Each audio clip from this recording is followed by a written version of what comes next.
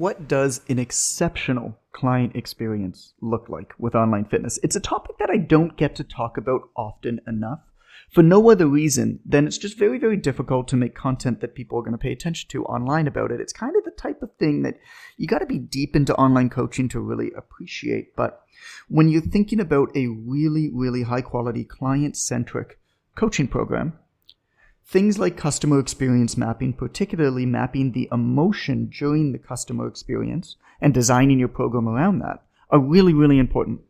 So what I want to share with you today is actually a consulting call that I did, and I very rarely do these types of calls, but it's a consulting call that I did with the excellent team from Body Smart Coaching. They've got 16 or 17 coaches. It's a big online coaching, fitness and nutrition coaching company. And we talk about a number of things. So the conversation starts with how to build an instant connection customer journey mapping, basically taking it from the sale to the beginning of the training with the client. We then move into how to basically work the first couple of weeks with the client, figuring out the right type of communication with them, and then getting reviews of your service and moving on from there. Then we get deep into things like referrals and renewals, and how a lot of people do stuff like referrals wrong. They mess up like social and economic norms. We start talking about deeper and deeper into kind of behavioral psychology. So there's a really good mix in this episode of philosophical stuff and a very deep tactical stuff that I very rarely get a chance to really go deep on and talk about. And I had a lot of fun doing it. So I hope that you enjoy this conversation. And thank you again to the Body Smart coaching team for bringing me in to consult with them and talking about this deeper stuff. They're committed to excellence, and I really appreciate that. So thank you and enjoy. All right, thanks for joining the team.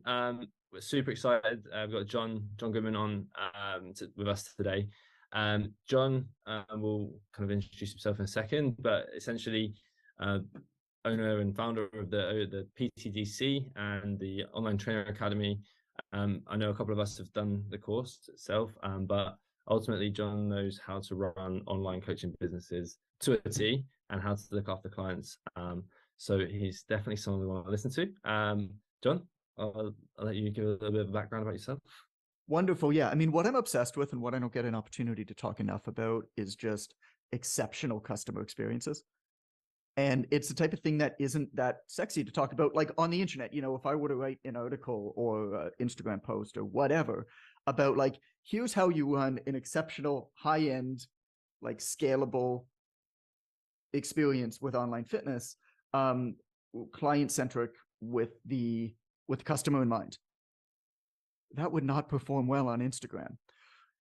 But you'd have a hard time arguing the importance of it. And so I'm just really excited to get into like some of the deeper stuff that we do with like our high-end students, you know, stuff that I can't get into even in the Online Trainer Academy because it would just overwhelm the crap out of people, but that we do with our high-end people, and also that I do in my own businesses, like the small stuff. And as you'll see, as I talk about kind of the emotional customer journey mapping, the small stuff in between the stuff is actually what matters. It's music isn't made by the music is made by the silence in between the music, and it's the same with designs made by the white space in between the design. And the same thing with exceptional experiences is actually what everybody pays attention to are the big splashy things that you actually do.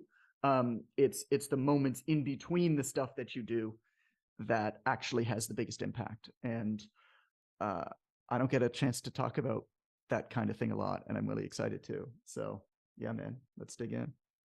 Awesome. So that's exactly kind of what we're here to talk about today. And so, you know, us as a team, we work for Body Smart. Body Smart does really, really well at bringing on clients, and we do a good job at looking after them, getting great results. But we do find that, you know, we have big shoes to fill when it comes to client experience, because it is a high ticket sort of service, and we want that to seem like unbelievable value. And so, you know, more than anything today, we want to know like what are the things that we can do with customer experience to really blow their socks off, basically.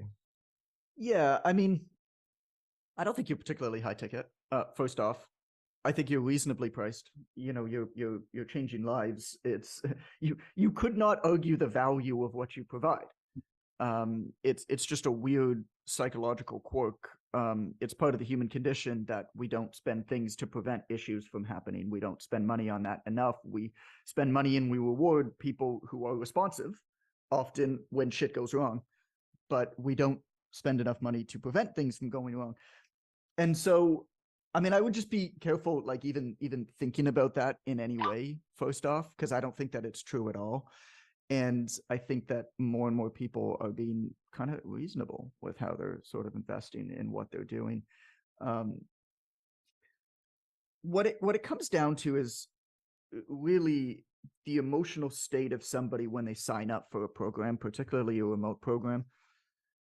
There's a couple of things to understand about where they're at. Number one, they've probably tried and failed, or tried and succeeded and then relapsed in trying to achieve what you are promising to help them achieve multiple times before.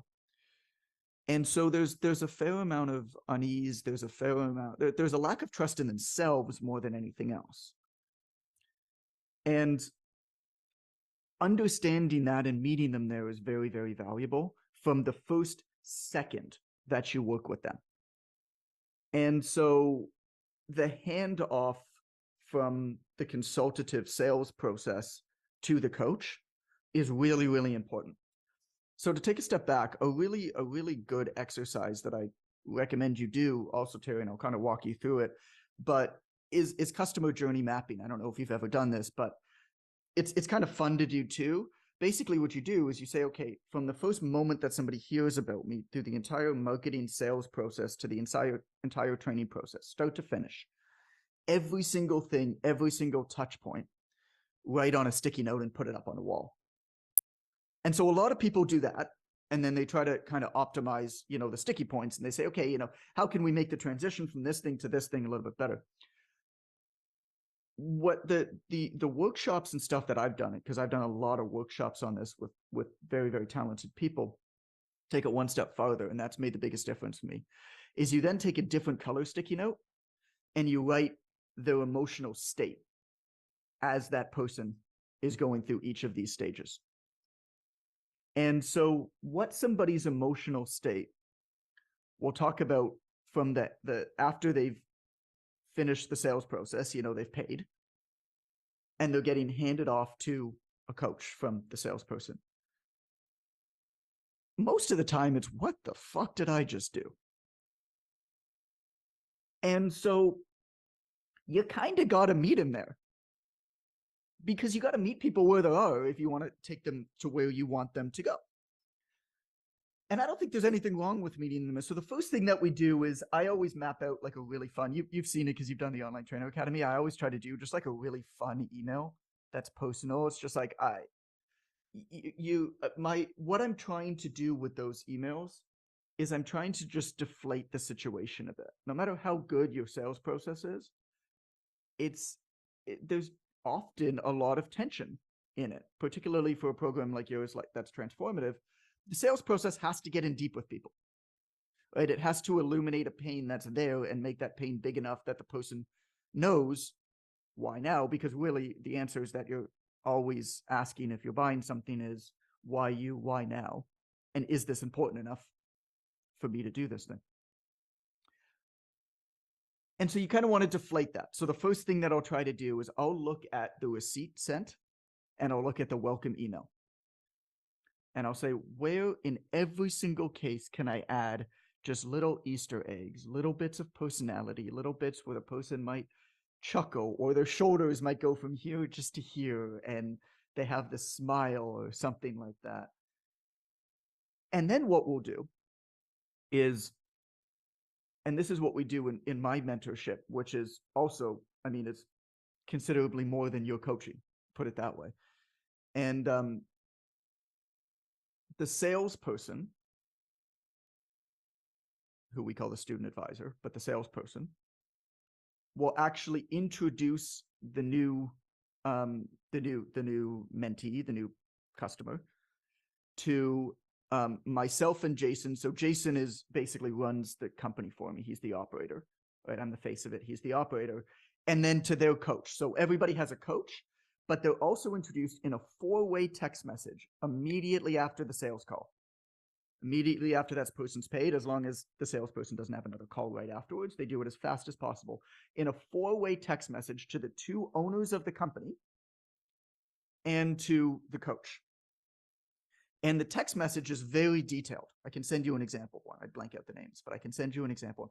But the text message is very detailed. Like, what was the one we got this morning? I just will give you a bit of it, but please join me in welcoming this person to the online trainer mentorship. She's a fit pro to here. She's looking for help. She works with women with Hashimoto's and PCOS, and she's finding, like, it's long. You can't see because I'm fuzzed out, but it's probably like a 300-word message, right? Gives us context, but also shows that the salesperson was listening to her, like really knows her background and stuff like that. And also puts her at ease. Like, she now has the phone number to the owners of the company and a direct line to her coach. And then what the coach does, so what I'll do as the owner, because I'm the face of the company, so what I'll do is I'll actually film a quick video wherever I am. And it's usually like 10 seconds, just welcoming them. Jason will send a message and welcome. And then the coach will say, hey, awesome, psyched to meet you. I'm going to send you a separate message, get you all set up so we don't blow up, John and Jason's phones. I think somebody has used my phone number and messaged me separately maybe twice. But think of how much that puts the person at ease when they start. Because at the beginning, they're thinking, what the hell did I just do? And they don't quite know the answer. And the worst thing ever when you make a big purchase is unknown afterwards. And so our only job here is to show them we listened, show them we cared, show them we're going to look after them, and make the unknown known as quick as possible. No matter what, from the first second, you know exactly who to message if you ever need anything. And then you have the phone numbers of, like, the people who run the company, like, quite literally. And so, this could be your phone number, Terry. Have a separate phone if you don't want them to have your personal phone number. Like, it doesn't matter that much. You know what I'm saying? And then the coach, then we do rolling cohorts. So no matter when somebody signs up, they actually begin the first Monday of the following month. And that's just how we've structured ours. But within 24 hours, come hell or high water, the coach is on the phone with the person. And what they do is they screen share. It's like a 10 to 15 minute phone call. It's very, very short. But what they do is they screen share and they get the person set up on our learning management system, and they get them in the Facebook group. They don't say, hey, here's your link, because you guys use Trainerize. Like, I built software after advising Trainerize for 8 months. I know Trainerize well. It can be pretty bloated and, like, confusing when you're first starting it, particularly from the client. So as the coach, you don't want that, like, at all. Like, the worst experience ever for the client is to start and be unsure of anything. So as the coach, what you do is you literally go on the phone with them and screen share with them and set them up in the software and show them where it is and share your screen, showing them exactly where things are. And then we do the same thing in the Facebook group. We have a learning management system that's custom, but it's the same. It's the same type of thing. And then we leave them with vision mapping homework. And the vision mapping homework is just a very simple assignment where we just get them to really think about why this matters to them, reinforce that decision. They might be starting our program in 3 weeks, but within 24 hours, they're set up in the system and everything. How does that track, Terry, or anybody else? Is there any part of that, like the first? I wanted to just nail that because the initial handoff and start of a training program, holy crap, it's important. I mean, if you get that, you've got the momentum rolling, you're flying. And most of the time somebody buys, and God, like, I've worked with trainers and I've paid them like what you guys charge, and I don't hear from them for a week after I've signed up. And they're like, yeah, I've been working on your program. Here it is. I'm like, it's been a week. Well, I've wondered what I did or if you were even alive. And I didn't even know how to message you. Yeah. So we the way that kind of the it goes with us from is the sales team will essentially make the sale, and they will connect um the to our client care team straight away. So then our client care team within, unless there's a time zone crossover, like the client care team will reach out almost straight away, and then the client care team will be there to then connect the coach to the client. Basically, usually within a 12-hour period, the client will have then, like, as soon as the coach gets that contact card sent over, they'll Yep. then send a video note to be like, hey, I'm Shayna, like, welcome to the program, and they'll send a video, a bit like what you do. Yeah, cool. That then leads into what we have as Kickstart Week, and that Kickstart Week is there to break down like how to do the basics of Trainerize. And during that time, the coach is always in contact via like WhatsApp and voice notes and things like that. And it's at the back end of that week where they have their first like proper video call. So they will have had a video note within like 12 hours or so of getting the client, if not sooner. Unless the sale is made on like a weekend, and then it'll be on Monday, but they're always framed like that. But there's definitely something there in that crossover period between where we could be introduced like either with myself, the client care team, and the coach, or actually randomly today, Jamie started trying to reach out to two people who were thinking about sales. He Yeah. messaged them. They came on board and they were like, oh, Jamie's messaging me. Right. So there's something in that, obviously, what you're saying there with having some sort of like group text, like midway point potentially. It just feels good to like, I mean, would you like think about yourself? Like, would you message the boss of a company? Like, probably not, but it feels good to have their phone number or their email or whatever.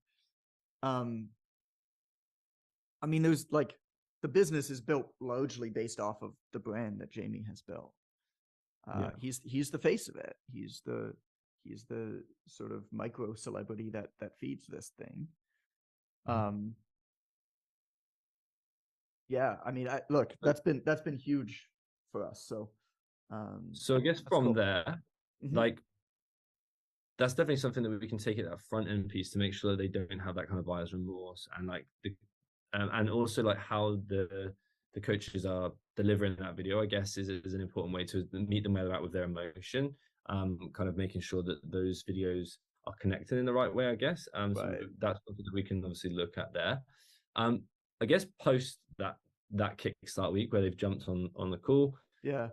Most people are in a pretty good place at that point. I guess then it's looking at, okay, they're into the journey, they've connected with their coach, they're speaking every day. What would you say is those pieces then in that kind of like, I guess in sort of months 2 and 3, where you're in the middle of that 4-month block, where you can still wow the clients, or even if the clients are maybe going off track a little bit, becoming towards a red flag at times, is there anything that you would recommend to pull them back in and wow them in a different way? Well, I mean, there was a friend of mine. His name was David, and he's a deadlift expert. He wrote a book on deadlifts. And somebody asked him one day, hey, like what's the best deadlift that I should do? And he just stopped for a second, and he's just like, different shit is different. And I've never forgotten that line, different shit is different, because different humans are different. So you laid out your process to me in an email beforehand of different phone calls, and here's what people get. I can tell you right now that me as a client, that would be a miserable experience. And it's not that it's a bad way to do it. It's just I don't want to talk to your stupid face on the phone. Like I just don't want a phone call. Like I want to be able to just text you if I need something or have a question or want to clarify thing. That actually would have more value to me than speaking to you on the phone.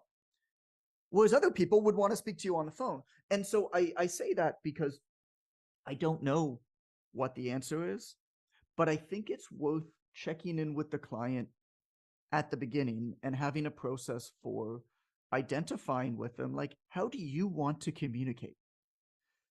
Because your job, you're being hired to help people make a transformation. You're helping people solve a problem, you're not being hired to be on the phone with them. Nobody wakes up in the morning, they're like, I really want one more person to get on the phone with. And so, I mean, maybe some people do. I don't know. I definitely don't. But you're being hired to solve a problem. And so I'm wondering whether relatively early on there could be a process where you check in with them and you just say, hey, we have a lot of options of ways to do this. And I'm not in love with any of them. What matters to me is that I'm able to provide you what you need, how you need it, when you need it. And so are you cool if we have a conversation about that to see how you want to communicate? And then you can continually check in with that ongoing and say, hey, is this communication working for you? Whether it's just text, like, hey, totally cool to get on the phone, if you like, or is this working for you? And have some sort of a ritual where there's just a quick text every so often, like, hey, you happy with this communication? I mean, there's other programs out there. What is it? My Body Tutor, right? Where their program is, we will speak to you every single day. For some people, that's great. I can tell you right now, there's no way in hell I'm hiring that company. But I know other people would love that. And so some people, does it make sense for them? It's like, hey, here's a few options. We can talk once a week. And it's similar to what you guys are doing. We have this protocol and this is like worked for us with a bunch of people. Like, here's the protocol. Or every day, send me a photo of what you're eating or send me a photo of yourself in the gym and I'll just give you a thumbs up. Like, I don't need to comment on it every time. Just like give you like a virtual high five. I think those types of things are great. And then I really like instituting a review service. And so once a month, I would send them 3 questions. And the 3 questions are very, very simple. You could add a 4th on the communication if you want to do it all in one. But what's one thing you'd like me to stop doing? What's one thing you'd like me to start doing? What's one thing you'd like me to keep doing? Because those questions are super simple. They're super quick to answer. And 2 things come out of them. One thing that comes out of them is like, it's very easy for somebody to give you a quick, like, hey, I don't really love that this is happening. And you'd be like, oh, cool. All right, well, I'm glad we caught that. The second is, well, there's 3 really. The second is it makes it okay for people to say stuff. Like, I think your job as a coach is just make it okay for your clients to say stuff. But the third is, oftentimes you actually can get testimonials out of that. I have found that it's very, very difficult to ask a client for a testimonial and get a half decent testimonial from them. Instead, it works much better to ask them for a review, and then based off of the review, write a bit of a story or testimonial, and then send it back to them and be like, hey, super, super happy, you're psyched about that. Look, I just actually took your words and just kind of, massaged it a little bit. You cool if we like possibly save this for promotion? And you can kind of achieve all those things in one. But yeah, in terms of ongoing, I mean, I don't know what the answer is for you because I think that just different clients want different stuff, man, need different stuff. No, that's interesting because we have a framework, and part of that framework is to make sure that we can understand what is like a client cap for the coach as well. So it's like, what is your work fulfillment time and how is that? So we set a framework out that, we aim to get as close to what we would say is like a full-time cap for, I think 46 clients, let's say. How would you go about if we used to say, okay, right, almost we're not going to tell the clients on the front end at all about what sort of call structure there is with the coaches, but actually the coaches could meander that how suits best for the clients. Is there something that you would say, like, if you realize, okay, I guess coaches, like, you're the best people to ask, do you feel like, hands up, would you feel like you'd easily get a lot of your clients going like they want calls every week or anything, or do you feel like Hands up if you do that. No? Shayna would. I actually have two clients that do get weekly calls because that's what they wanted. That's what they asked for, and I gave them that option. I don't know if I gave other people the option if they would take it as well. Okay. And I guess that on the opposite side of that, if you had that freedom to be able to just take a client and give them like calls whenever you thought necessary, and if for some Calls of or them, like voice messages even. yeah, Right. Like do you feel like that? it's not I have found, you can tell me if you're wrong, if you found something different, and it's very possible. Yeah. I found that the biggest struggle with coaches trying to manage their time isn't that they're working so many hours, it's that they're not so much in control of their hours. And one of the solutions to that is to try to work in as many methods of asynchronous communication as possible. Meaning that it's totally fine for you to send voice messages back and forth with a person because you can at least do that on your own schedule versus a scheduled call where no matter what, you're like, well, shit, at 11 a.m. for 20 minutes, I'm talking to Kimberly, whoever. And Mhm. so I can't really get into anything at 10:30. And then once I'm done with Kimberly at 11:30, I've got somebody else at 12:15, and I kind of gotta, it kind of like kills all those in between moments when you have a lot of scheduled calls. So that option is, for a lot of people, might be sufficient versus like really going in deep with phone calls every week. But I mean, again, some people just Yeah. like somebody to talk to. No. That it is an interesting insight, because we will want to try and give as much autonomy in the coaching as possible. We have a framework that we work to get a client from A to B, Yeah. but yeah, we want that to be as autonomous as possible, but also stay within a normal working remit for the coaches, obviously. So that's something to obviously take away and think about there. Guys, have you got any questions off the back of that at all? In addition, no? Yeah, one of No, the but one of the difficult also, parts of that. Sorry, is that you, Luke? What's up, man? yeah, sorry. I was gonna say I kind of really like the one thing you like me to stop doing, start doing, keep doing. I kind of like on my first call with clients, I will kind of say, what kind of communication would you like? But generally at that stage of first call, clients have no idea the kind of Right. communication they will. So I think like as you go along, just making sure that I've kind of been going, look, like open communication. If I'm annoying you, tell me I'm annoying you. If like something, tell me you like it, and like we'll learn as we go. But yeah, I think that kind of those three questions will help quite a bit. Yeah, Yeah. like you're not going to hurt my feelings. It's also valuable. Oftentimes, people have had another coach, and so you can ask them, what are some things you really loved about what your other coach did? What are some things you really hated about what your other coach did? Could give you a little bit of insight. Because you're right. I mean, if you ask somebody, it's like, hey, how do you like to communicate? They're like, I have no idea. And so you can do that. And then the final method that we teach that has been really, really effective is, um, especially in the first few weeks of training, as you're figuring this stuff out along with the person, you can send just little text message surveys on a scale of 1 to 4. I always go 1 to 4 because then there's no middle number. And then, you can tell if somebody feels strongly, but then you can tell which side of the thing that they veer on. And so scales 1 to 4 work really well for that.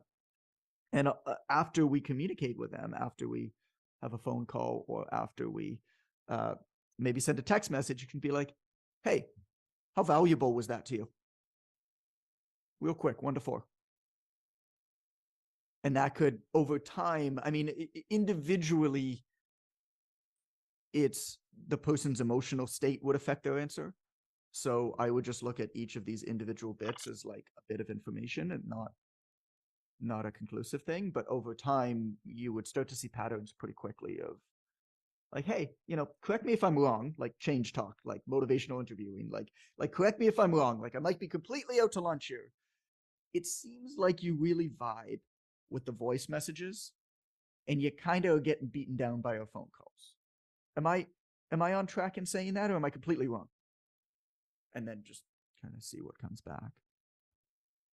Mm-hmm. Yeah, that's great. I think those two are some like definitely things that we can add in Ultimately, we want to be delivering what the client wants, and we're constantly saying to the sales team, please sell the result, not like that they're getting Right. X, Y, and Z along the way, because that's like fine. But if they're not getting the result, then that's what we're here to do. We're here to coach and get those clients results, and how we do that along the way can be meandered. So I think that's a really interesting couple of points there for that. Thanks. It's just to clarify, it's the client care team that matches the new client with the trainer, or the sales team? Who does the actual matching? That will be me. It's not at the moment. okay. It's going through a transition period. It was the sales team, the breakthrough team we call them. I It's love how now, everybody has fancy names, but at the end of the day, it's like, yeah, no, you're a sales guy. Like come on. Right. yeah. Okay. So, but it's likely to be myself / client care. Okay. Yeah. How was the information that the sales team, that the breakthrough team, how was the information that they gather, collected, transmitted to the decision maker who matches them with the coach, and then to the coach? How's that information kind of managed and passed along? It's a combination of Trello cards, where they've got all the information from their application and the call notes, and then also Okay. Slack, where Okay. it's like our communicator, where we drop the card link onto there with some information. And then after the person starts training, is that used at all, or is that just for the initial information? After that, it just all goes into Trainerize, I guess, right? No, so we keep everything on Trello as well, and like that initial application card gets copied to the coach, and then everything we do with that client's journey is documented on Trello, as well as obviously on Trainerize as well. So then if a new coach has to come in, they can pick up and look at the Trello. Yeah, smart. Okay, I take it. Sounds good. Awesome. Okay. I think that's a great, like, couple of touch points for that experience side of things. I guess looking at the other, like, one of the other pieces with the renewals. So when the client's in that journey, like, what sort of things would you be doing to start pre-framing, either like in their journey, but also do you have any framework for the actual calls themselves when it gets to it? Right. Yeah, I really want to talk to you about renewals, because I feel like more than anything else, this one thing that I am about to say to you has the potential to make a big difference. Like, a lot of the other stuff is like, oh no, this is gonna like make it better, but if you implement this, what we found is that it just fundamentally changes not just the business for the coach or for the coaching company, but also the experience for the client. And so most of the time, the most common way that people do renewals is they wait for the training to be over, or they wait for the training to be almost over, and then they start having a conversation. And maybe they'll start saying, hey, a couple months in or whatever, hey, have you thought about continuing? Or they start to like kind of splash in some talk about what's going to happen after these 4 months are over, because your guys' program is 4 months. But they don't really like sit down to have the conversation, and then they try to book a call near the end. And if they're good, what the coaching companies will do is they'll book the call when the person starts for a few weeks before they end. So what we used to teach was, when a client starts with you, you book in all of the checkpoint calls all throughout their journey. And then you have a plan as the coach of what you're going to do on the checkpoint calls. And near the beginning, it's going to be, hey, how are we going to adapt this training based off of how you're doing? And then near the end of it, the checkpoint calls are more kind of renewal calls, but they're booked in when you start. What we found now is that that's still useful to have those calls booked in. But if you wait until a person is almost done their training to renew them, the training itself is fundamentally different throughout, and then the renewal is way harder at the end. Because really, if you think about it, in 4 months, like 4 months is enough time to help somebody have a physical transformation that's pretty meaningful, but it's not long enough to have a life transformation. It's not long enough to have like a real sustainable life transformation. Like, you can't work on the real shit, if you know what I mean, there, in 4 months. And so what we now teach is is a process where pretty early on in the coaching, we call it the first big win. Is the first time a client has a big win. And a big win might be, hey, my jeans fit a bit better. Or, hey, this person said to me, I don't know, you look younger, more energetic, or whatever. Like just whatever that win might be. It might be like a quantitative thing. It might also be a qualitative thing. It might be an emotional thing. But whatever that win is, you celebrate it with them. And you jump the second they send you a message like that. You send them you send it back. You're like, let's jump on the phone right now. I want to celebrate this with you. And you celebrate it with them because it's like the first big win is massive. I mean, everything we do in coaching, we do to get to that first win as fast as humanly possible. And then we don't ignore it when it happens. And so there's ways that you can do things physiologically, nutritionally, to help somebody really quick lose a few pounds and stuff. I mean, we all know these tricks where you can help somebody lose a few pounds really, really quick. And that can be useful depending on who you're working with. Just because, I mean, because I own a software company now, I think of software terms, but it's something called activation, where clients,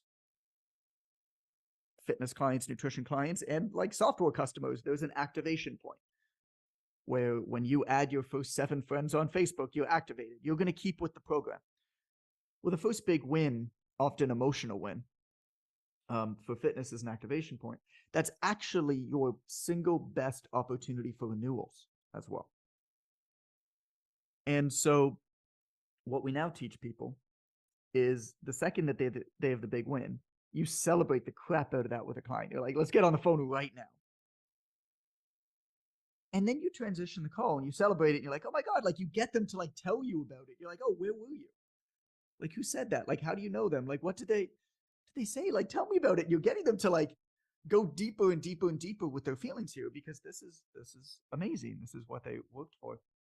And then you say, oh, this is incredible. It's amazing that this is how you transition it into sort of a renewal call, right? It's amazing. In only a week, you're feeling this way. Have you thought about what this might look like in a year? And then you start to get into a future pacing call where they're telling you about where they want to be further past the 4 months.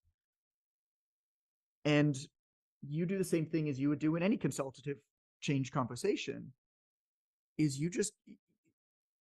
try to help them paint a picture of what they might become as a result of this longer term. Because when you initially sell something, particularly like a salesperson, sorry, a breakthrough person, when you initially sell somebody something like this, you kind of have to sell short term. Like it's very, very difficult to sell really long term, sustained habit change, deep health type coaching. But we all know that that type of thing is actually way more valuable and meaningful and important. And once you've gotten that big win, you could start actually beginning to have that conversation with the person. And so the minute that big win comes in, you identify it, you jump on the phone with them, you celebrate it, you get them to really go deep. And then you transition it and you say, have you, and the tone is important. Like, have you thought about what this might look like in a year? And then you just, because they have, obviously. And then you just ask questions.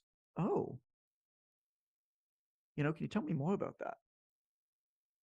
Oh, that's really cool. What do you think it would take to get there? Oh, wow. Is that something you want to build a plan for? Because what we're doing right now, the plan that we're building right now is don't get me wrong, it's a great plan.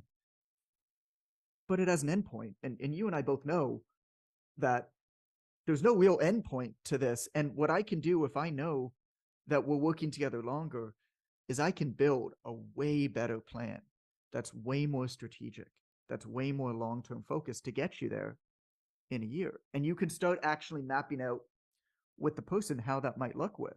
how that might look like. And then we often on that phone call will sign people up for the next year. And we don't like give them a discount. It's quite literally another year on to the end of the 4 months at the full price of the year of their coaching. If nothing else,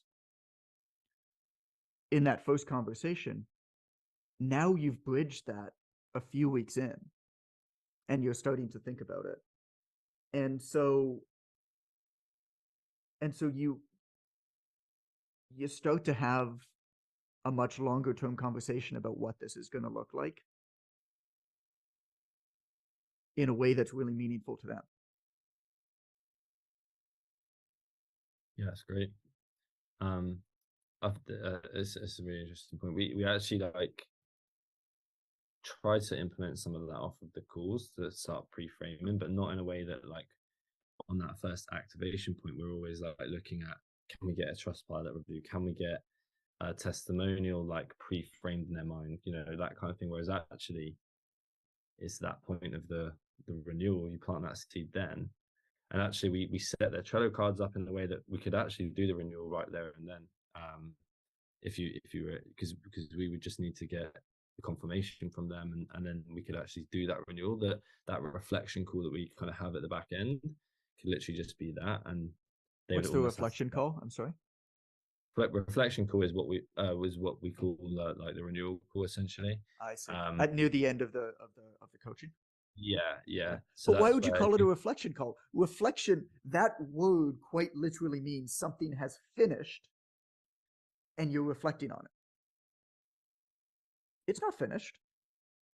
You don't ever want to like make it seem like that. I wouldn't ever call that a reflection call. I mean, you could still have a call then, but I wouldn't call it a reflection call. Okay, that makes sense. What you wouldn't call it a renewal call, would you? For a client? Call it a checkpoint call. Checkpoint. Okay. Something like that. Okay. I don't know. You guys use different words over there across the pond, but. So 70% of our clients are US based. Yeah, I mean, I call it a checkpoint call. That's what basically everybody that we work with calls it. Okay. The language around that stuff is super important. We're always talking about the language you use and stuff like that. So that's another interesting thing. Yeah, you never want to insinuate that there's an end. Because I mean, there isn't. Like, they're going to do something after the 4 months. And if they're doing well, if they're getting results, I mean, it's uncanny. It's uncanny how much and how easily people happen to find the money when something starts to work, and when they have belief that it's going to continue to work, and they have some sort of an idea of kind of where it's going and what they'll become as a result of it. It's like, oh, all of a sudden you just like somehow found out that you had money that you said that you didn't before. So I know this does happen. We've seen it. We do see it in the team where people will renew early. I guess, guys, have you got any questions off the back of that? So thinking about that activation point, let's say if it's like 4 or 5 weeks in, like how would you feel about having that type of conversation at that point? I mean, I'm saying a week. Say something. Like not like 4 or 5 weeks in. Yes. Sorry. Go ahead, Natasha. If they're quite emotional, they may have had that win. So that could work in our favour, but they also can be still very fragile at that stage. So I get it of planting the seed, and it's a great idea. I understand, obviously, to map out longer term, because, as we say, every lady's journey is unique. And certainly say on that first call, it's not 4 months. You know, I make sure I take that, but I don't say how long it will take because it's down to them. But if that win isn't as big as it is, it's still only that to what perhaps they potentially want to achieve. So how can you renew just that? Or if they say, yeah, but hold on a minute, it's good, but I'm not there yet. Yeah, which is fine. I mean, they might not be ready to renew in a week. But I think it's important to say, have you thought about what this might look like after the 4 weeks? And begin to have that conversation and say, is that something that you'd like to talk about mapping out a plan for? And it doesn't mean necessarily like, okay, let's sign up for a year. I mean, that's up to the coach. We have found in more cases than not, people are very open to actually physically and financially renewing very, very early on. But not everybody. And I think that that's totally fine. I do think it's important to say to them and to start to build a plan longer term, though. I mean, worst case scenario, if they decide after the end of the 4 months that they're finished, at least now they know how to continue and they're going to be better off for it. And like I say, I think you're naturally pre-framing, even if they don't do it at that point in time of the activation, like you're pre-framing easier calls and easier conversations around that subject, like in the months to come. Yeah, I mean, then on later calls, you can like look at your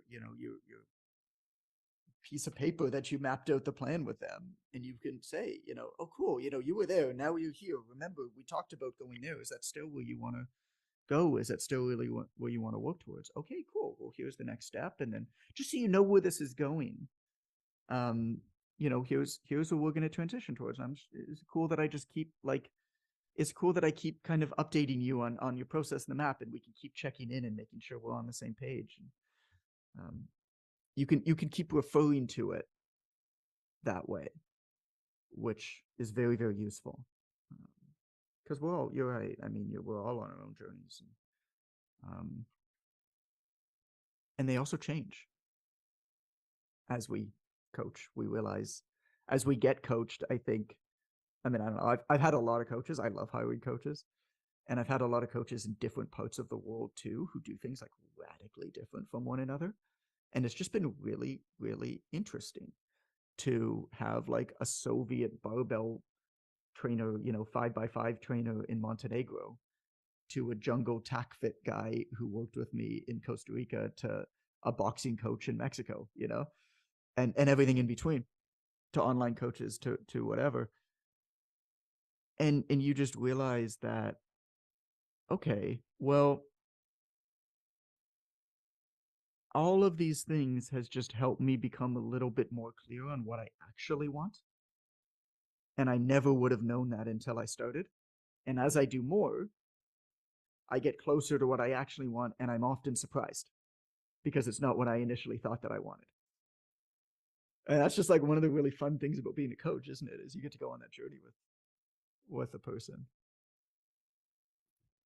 Yeah, for sure. It's I think that often that end goal, like that, it always comes in with like some sort of weight goal, but it oftentimes is like everything else that makes that massive impact.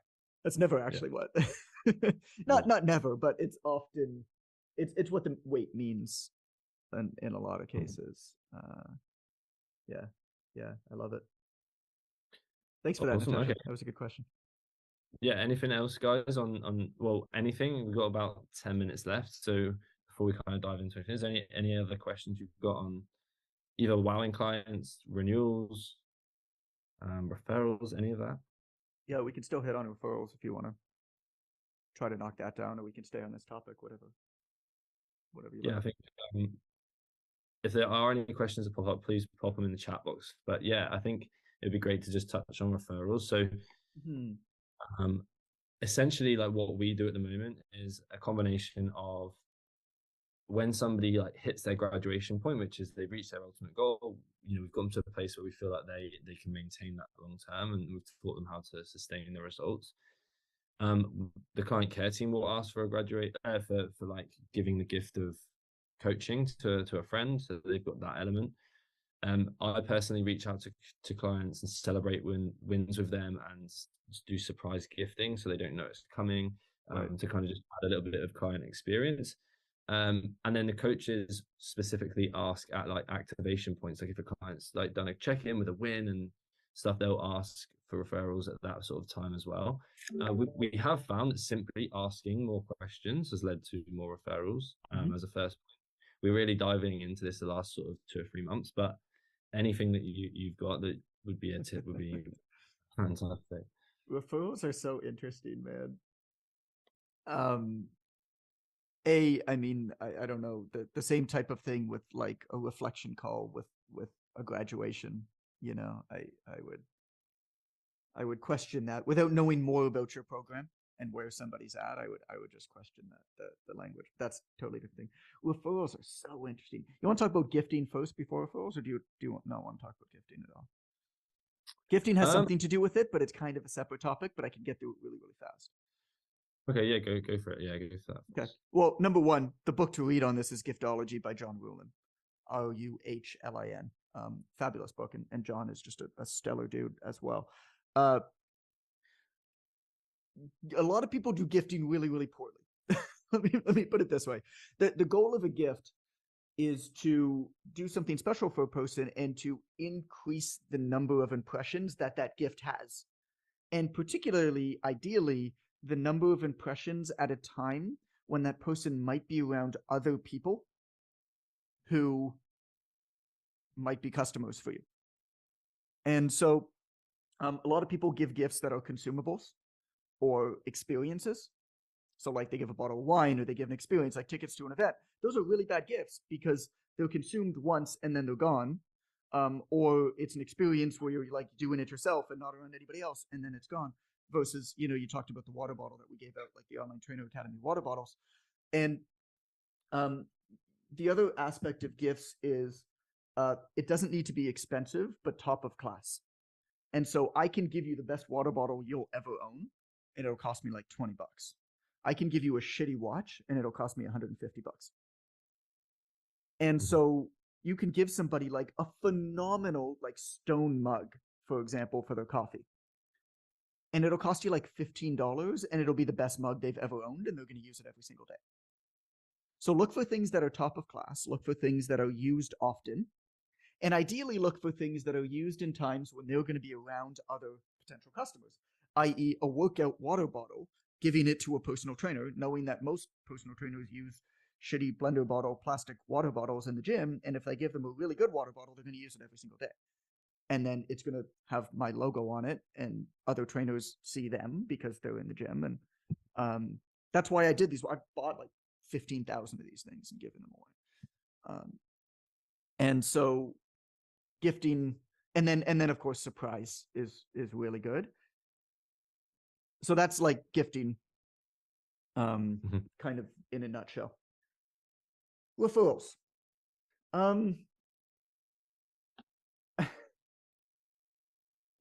A lot of things that people generally do to try to generate referrals are really good reactive measures to appreciate an act of kindness or referral, but they're really bad things to proactively encourage that behavior.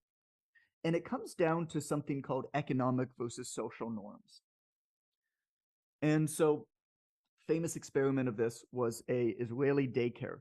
And what happened was they were having a problem where parents were picking up their kids too late at the daycare. And it was just annoying for the daycare workers because they had to wait for the parents. So what they did is they instituted a fee. And they said, if you have to pick up your kids, if you're picking up your kids late, we're going to fine you X amount of shekels. Shekels are the money in Israel. X amount of shekels. And what they found was that it had the opposite effect. More parents were late because now, if they were late, they could just pay a couple bucks and it was fine. What happened was they screwed up. There are social norms and there's economic norms. And when you conflate the two, everything screws up. A social norm is like doing good for somebody. Like if you're walking down the street and there's somebody, I don't know, you got somebody who's jacked like Eric or something like that. I can just see from the picture, you know, he's walking down the street and somebody's like, yo, you look super strong. I got to lift this TV up onto this car. Can you help me? Hell yeah. He's going to, you know, bend down and he's going to lift the TV up and he's going to help the person. But if that same person was like, hey man, I'll give you $5, can you help me lift up this TV? He'd probably still do it, but he'd feel like kind of weird about it.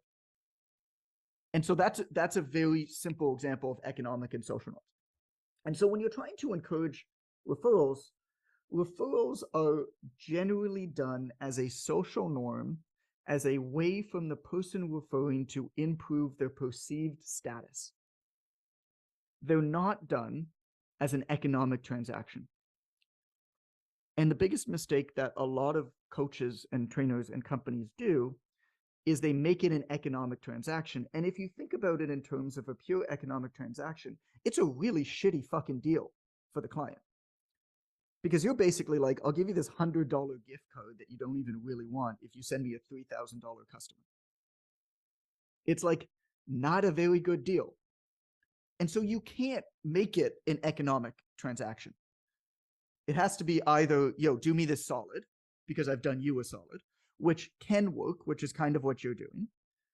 But, you know, Robert Greene in the 48 Laws of Power states very, very clearly that you basically doesn't matter what you do for somebody else. They're not necessarily going to do something for you. And to expect them to do that is just not respecting the human condition. So it can work, but it doesn't work particularly well. The best way to do it is actually through status. And so you can, if you can figure out a way to improve your client's perceived status by talking about you and by talking about how well they did with you, they'll talk about it. One of the really great ways that I did this back in the day was through awards. I had an award that I gave to one of my clients each month, and I called it the HAF badge, HAF, which stood for hard as fuck. And I gave one client a month the HAF badge. And this is how long ago this was. I used Microsoft Paint. I stole an image off of the internet, and I used Microsoft Paint, and I wrote HAF. But then I gave them this piece of paper I printed out, quite literally, and I posed for a picture, and I wrote up an article about them, about why they were so hard as fuck on my website. And lo and behold, they're all sharing that and talking about that to others. So awards are good. And then you can have fun with them. I used to give away, when I started on the internet, I used to give away the JOG Award, which was the John Award for recognizing greatness. And I gave it to people who recognized I was great.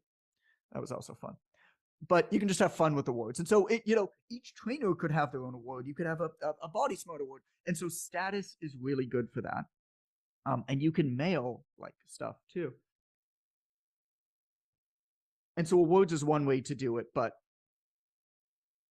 that's nice. And then the other one is providing somebody with something, with some way to basically make their life easier and allow them to kind of like show off what they're doing, but also give somebody a gift. And so this is the only other element that I'll say with referrals that I've seen work really, really well is gift codes, but gift codes done very specifically. So you would probably do, if one of your clients was like, hey, I've got this friend Tim, I think he'd really benefit working with you. Would you do like a 30 or 45-minute call with him? Like, you probably do that for free. And so you could easily then, around any holiday or any gift giving thing, it could be around any Christmas holidays, Mother's Day, Father's Day, whatever it is, you could do all of them, right? You could sell gift codes, and you could sell gift codes for a 45-minute free consult, assessment, whatever you want to call it. Or not free, sorry, you would sell a gift code, put a value of it of $100, sell it to your clients for 10, say you get a 90% discount, maximum of 3, because then they'll buy 3 and not 1, right? And then what you can do is you just have an end date for when they can buy them. So you have, that urgency. And then all of the trainers say to their clients, hey, we're doing a promo right now. It's Christmas time. If you're looking for a gift for somebody or a stocking stuffer, right? $10, you can buy 3. It's only for use with new clients. It's $100, which is like an assessment with me for 45 minutes. Now you're getting paid $10 for doing something you do for free. And your clients are passing along you to their friends and family. Or even if they don't, you're still getting $10 for nothing, basically. So those are a couple ways to help That's with great. referrals. I hope that you really enjoyed this conversation with the incredible team at Body Smart Coaching. We went super deep for this hour into a whole range of things, but really they all centered around client-first training. We went through customer experience, renewals, referrals, all that kind of stuff. Anyway, if you did enjoy that episode, I wanted to recommend another episode for you. It's episode 21, Selling Deep Health Coaching to Clients Who Don't Care Yet. This is an episode where we talk about the problem of, look, what you ultimately want to deliver to a client might be kind of different from what you have to deliver them or market to them at the beginning. And how do you mitigate those two factors? And so that's episode 21, Selling Deep Health Coaching to Clients Who Don't Care Yet. I think that you'll really love it. I recommend it if you're looking for something else to listen to right now. Enjoy.